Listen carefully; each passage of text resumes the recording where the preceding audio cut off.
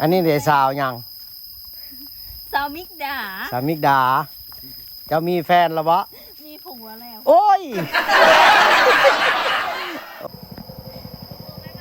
เอาบายบายบายบาย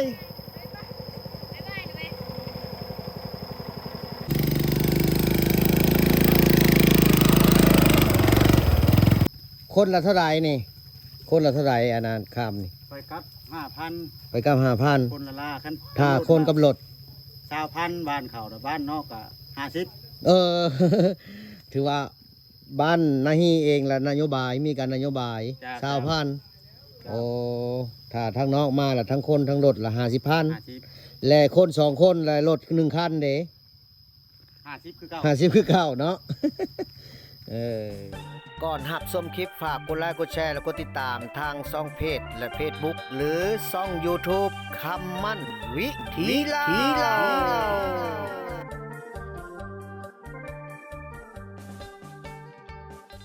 ไป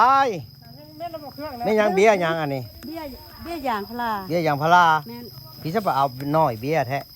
ขึ้นยังบลาขึ้นยังบลายเอา5เบี้ยไปผูกก่อนเนาะ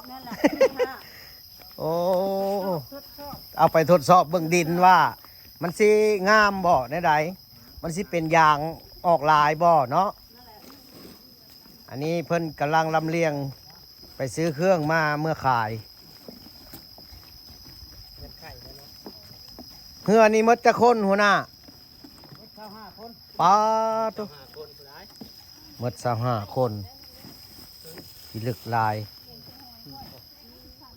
เฮือนี่ก็ใหญ่แท้มันบ่เห็ดอันน่ะลงไหม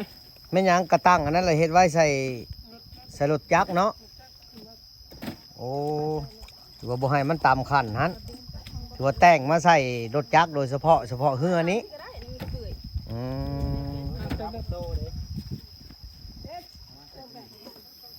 ปุ๊กำลังลำเลียงลงมาอยู่ย่ายอยากยากลำบากแน่น้อยหนึ่งเนาะเอาเครื่องเมื่อขายกันบ่ข้ามเซ่ข้ามน้ำข้ามในมันบ่สะดวกรถบ่ฮอดเป็นบ้านซอกเล็กบ้านอยู่แต่กวนแต่ภาคภูภาคผาผู้ต่างทุบบ่ได้แบกข้ามผาเนาะอันนี้ข้ามเซ่แล้วผันยังไปข้ามอันนั้นน้ำแกงอีกแม่นบ่ปอทุนี่น้ำแกงท่วมทางอีกเฮือเพิ่นมาบริการนี่ก็เฉพาะยามน้ำท่วมน้ำหลายถ้าเป็นยามแรงก็มีขัวเนาะขัวไม่ไผ่เพิ่นเฮ็ดไว้ถือว่ารถจักรข้ามได้เด้สบายดีไอ้พ่อค้าเพิ่นไปลำเลียงเอาเครื่องมาขายให้ชาวบ้านเขตชนบทคนเฉพาะคนกับเมื่อฮอด25 คนผู้เฮือนี่เนาะเข้าไปฮอดบ้านนี่ก็มีรถไถบ่ใช่รถไถบ่เมื่อนี่อีกรถไถมีออกจากเรือแล้วล่ะขึ้นใส่รถไถแน่ขึ้นใส่รถไถแล้วเข้าบ้านยังมีค่าขัวอีกนึงมาคนเอารถไถอีกโอ้ยลายต่อได้วิทย์แล้วเดี๋ยวนี้วิทย์แล้วเดี๋ยวเพื่อสิฮอดบ้านกันเนาะอีแจ็คซี่มือมันจังวิทย์น้ำนะฮะแสดงว่าตอนนี้น้ำยังท่วมหลายก็ผู้ที่ว่าอยากออกมาซื้อก็ถือว่ายากเนาะต้องได้ซื้ออยู่พุ่นแหละสบายเพื่อสิลงทุนออกมาพี่จักอะไรขี่รถจักรขี่รถไถออกมาแล้วผัดขี่เหืออีกแล้วผัดขี่รถไถอีกขี่รถไถแล้วมาขี่เหืออีก หลายต่อขนาดแสดงว่าอ้ายน่ะอยู่บ้านนาฮีเลยเนาะโอ้เป็นคนบ้านนาฮีเกิดอยู่นาฮีเลยอันนั้นมันซูเฟอร์เหือนั่นแหละอยู่บ้านนาฮีบอกอยู่บ้านหยังโอ้ใกล้ฮะบ้านเวิร์นพ้นโอ้เพิ่นมาเห็ดอันน่ะแล่นเหือนี้เพิ่นแบบใดเห็ดเป็นแบบใดบ่เข้าใจว่าเพิ่นประมูลบ่หรือว่าแบบใดมาแล่นเอาเท่าอันนั้นระยะบ่ได้ประมูลมันยังช่วงนี้นะชาวบ้านนี้กำลังดำนา นะเพิ่นละมาเล่นให้ความสะดวกให้ในยามนี้สิก่อนเบิ่งช่วงแล้วหน้าแล้วก็ตกลงเดี๋ยวแค่ว่าเป็นสิยามต่อแล้วก็ตาหอยเป็นยามต่อเลยประมูลแล้วก็ยังบ่ทันฮู้ในบ้านเพิ่นเนาะ อืมลักษณะนั้น เออ แต่ว่าท่านอันนี้เพิ่นชูเฟอร์เฮือเพิ่นนี่เพิ่นใจดีมาเฮ็ดท่าเพื่อว่าอำนวยความสะดวกให้ชาวบ้านให้อำนวยความสะดวกให้ชาวบ้านเพิ่นได้ไปได้มาสิก่อนวัดเขาเจ้าแล้วให้แล้วหน้าแล้วจริงว่ากันไหมถือว่าเพิ่นคิดอันอีดูสงสารนั่นชูเฟอร์เฮือผู้นี้ก็แม่นเอาเฮ็ดต่อเพิ่นบ่คิดอีดูแล้วเพิ่นก็ให้เมื่อกลับบ้าน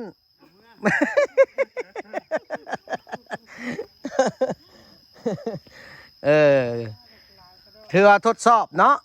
ทดสอบทดสอบเบิ่งว่าโซเฟอร์เฮือนี่เพิ่นสิใจดีซำใดเพิ่นสิมีน้ำใจต่อชาวบ้านเพิ่นซำใด ส่วนลายกันสิเป็นลาตลอดละตามคิด ตามคิดไว้เนาะ ตามคิดล่วง คิดล่วงหน้าไว้คือว่าต้องจะเป็นผู้นี้เพราะว่าเพิ่นมีพาหนะพาหนะแบบเพียบพร้อมแล้วก็ การของเขาอีก มันยุ่งยากอะไรสิเอามาอีกคันนึงอีก ฮันดีฮะสิเอามาอีกคันหนึงอีก จะบอกว่าบ่ทันเดียว ชุมือบ่ทันเนาะลำเลียงบ่ทันนี่แม่นเอาจัดมาอีกลำหนึงอีก มื้อนี่สิเอามาอะไรมื้อนี่นะ เด้ มามื้อนี่ เด้เว้าแล้วไว้ว่ารถ เว้าแล้วบ่ได้ท่าดนเด้ นี่เจ้าหน้าที่คนให้ไปแก้รถไทยแล้วมันบ่มี เออ สิเอามาแก้รถไทยนะมื้อนี่ รถไทยอยู่ไส อยู่ภาคน้ำเขาดำนาแล้วล่ะเขาข้ามมา เออ พวกอย่าเอาในนี้อย่าเอามอกเอาหยังมัดทั้งมอกทั้งหยังแล่นข้ามแล้วก็ตัวนั้นเอามาได้ตัวนั้น โอ้ถือว่าเอาสองล สองล อยู่ภาคนี้เนาะเขาเจ้าไปดำนาอยู่นี้ แต่ว่าชาวบ้านน่ะทานพี่ ำเจ้า ไปเฮ็ดนาอยู่ภาคนั้น ภาคนั้น โอ้บัดนี้เขาเจ้าอยากเอามา อย่าเอามา แล้วบัดนี้เฮือลำนี่ผักค่าอันลำเลียงคน แล่นข้ามนี้ เท่าไหร่ค่าขนส่ง โอ้กับโบได้เอาลายมาได้อันน้ำจิ้มน้ำใจชาวบ้านเขามาชื่อเครื่องนี่ก็ใส่ลายนี่ก็50,000ได้ เอา ทั้งคนทั้ง ถือว่าเอาสำนั้น เอาจำนั้น พอ น้ำจิ้มน้ำใจเด้ ปกตินะคันถ้าว่าไปไล่ใส่เนาะรถนี่กับคนนี่คันหนึ่ง50,000นี่โบคุ้มเนาะโบทึกโบได้ซ้ำนี้มันต้องระดับ200,000ปกติ อันนี้เราเว้ากันนะ อ่า ใจง่ายอยู่แล้ว รุดลุยให้กัน หยุดให้กัน ถือว่าเครื่องเต็มเฮือเพิ่นก็เอา50,000เนาะ เพื่อเพิ่นก็ให้ยามตลอดเลยนะ ทำดีเอาไว้ น้ำเดียวไว้เลยละเอามาแล้วตัวนั้นน่ะครับ อ่า เอามาอีกแล้ว ลำใหญ่กว่านี้บ่ ใหญ่กว่านี้มด3ต้นผูน่ะ แห่งเต็กบานนี่บุญยังบ่หมดอยู่เครื่องเพิ่นนี่ โอ้เครื่องขายเพิ่นหลายได้ ไปซื้อจุดมาทางใดอายเครื่องนี้ ชื่อมาแต่เพิ่นแหละยมราช ยมราชพูเพื่อสิเอามาขายได้เนาะ ลำบากปานใด ลำบากผู้ไปเอาแล้วก็สบายผู้ไปซื้อผู้ซื้อนี่สบายถ้าซื้ออยู่บ้านพุ่นเจ๊หยังก่อนนี่ซื้อหยังก่อแตวเนาะจังง่ายเท่าไหร่ เอาอาบ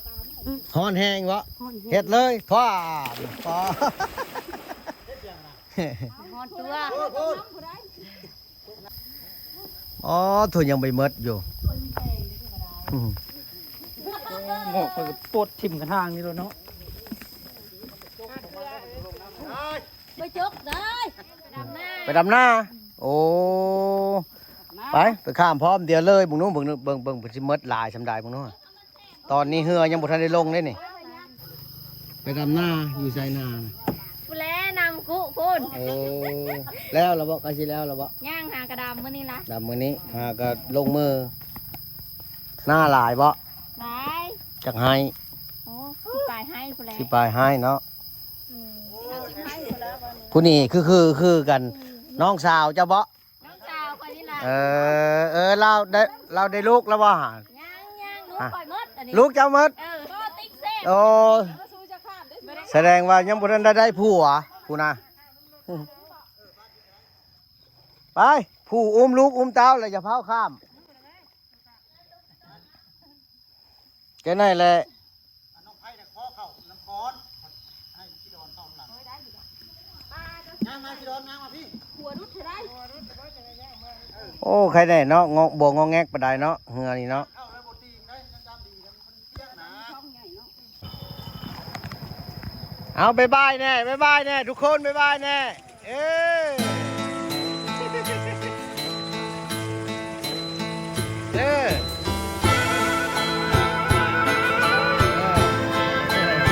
งานเยี่ยมจัด